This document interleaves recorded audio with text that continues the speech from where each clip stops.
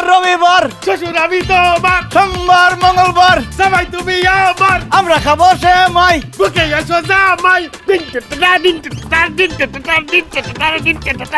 জামাই তুমি এরকম শুকাই গেছো কেন? তুমি খাওয়া দাওয়া করো না ঠিক মতো? না আব্বা, আমি ঠিক মতো খাওয়া দাওয়া করি না। কতদিন পরে আপনি আসলেন, আপনাকে ছাড়া আমি কেমনে খাই বলেন? আপনাকে ছাড়া আমার গলা দিয়া খাবার নামে না। তাছাড়া এই বাড়িতে এমন কেউ নাই যে আমার আদর যত্ন করে রান্না করে খাওয়াইবো। কিন্তু এখন আপনি চলে আসছেন, এখন আমার দেহ মন প্রাণ সব ঠিক হয়ে যাবে। কিন্তু আব্বা, আপনার এই কি অবস্থা? এত শুকায় গেছেন কিভাবে? আমি তো তোমার টেনশনে শুকাই গেছি। তুমি কি খাও, কখন খাও, কখন ঘুমাও, এইসব টেনশনে আমি শুকাই গেছি। কিন্তু এখন আমি তোমারে পাইছি, হ্যাঁ, আমি আবার আগের মতো হয়ে যাব।